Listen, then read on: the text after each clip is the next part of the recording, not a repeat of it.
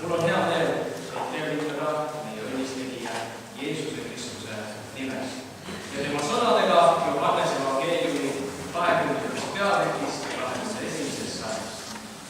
Rahu Jeesus. Oleme väga tänulik Jumalale ja samuti Kuressaare piiskopi teenuse juhatajale Hendrik Püüale ja kultuurhariduse juhatajale Raul Saunele, kes on kinkinud ja andnud võimaluse Eesti Kristliku Neliküli kiriku Kuressaare kogudusel pidada oma Jumala teenistus seoses lossipäevade lõpetamisega selles kaunis ja auväärsas loos Kuressaare piiskopi linnuses. Meil on hea meel täna hommikul tervitada meie keskel Eesti Kristliku Neliküli kiriku piiskopi Aadu Lilleorgu koos oma abikaasa ja tütrega. Meil on hea meel tervitada Kuressaare linnapea Urve Tiidust meie keskel, kes ütleb ka tervituse sõnadega meile. Suur tänu, et olete vastanud kutsele ja meil on hea meel. Samuti on meie keskel meie kallis vend, armastatud vend Norrast, pastor Teodor Knudsen, kes on viibinud meie keskel alates kolmapäevast ja me oleme pidanud iga õhtul Kuressaare Neliküla kirikus koosolekuid, kus vend on jaganud Jumala sõna. Need on olnud ääretult võrratud ja need tunnudele. Meil on hea meel, et on tulnud meie keskele ja ütleb oma tervituse tänasel hommikul siin selles paigas.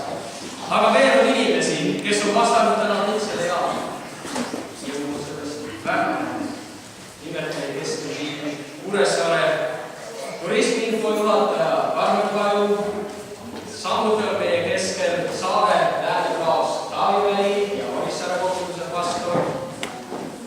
Ja mul on hea meel, et meie külalised ka Tallinnast on meie keskel nimelt Taimo Kulberg oma abikaasaga.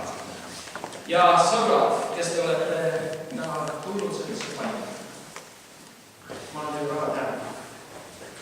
Samuti sai esitatud kutse Kuressaare Kadinaadile ja ma ei tea, võib-olla on märkada Tõnis Kipper ehk on meie keskel ka täna siin. Aga see on olnud üks aeg, kus me oleme soovinud, et Jumala sõna jõuaks iga inimeseni. Ja see arvukordne võimalus, mida siis meil on võimaldatud Kuressaare piiskopi linnuse juhataja Hendrik Püüa poolt ja Raul Saunele poolt. Suur tänu teile.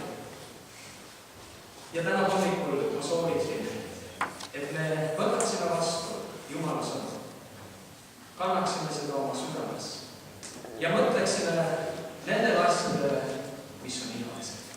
Ja nii nagu Jeesus ütles, rahu olgu teile. Ei mõelnud ainult seda välist rahu, vaid südame rahu. Ja seda on pakkumas ka täna hommikul.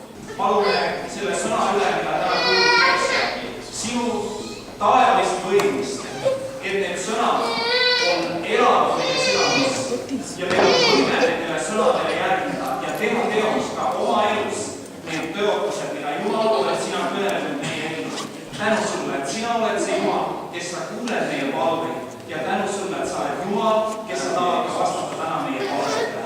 Tänu sulle, Jeesus, sinu nimeks. Amen.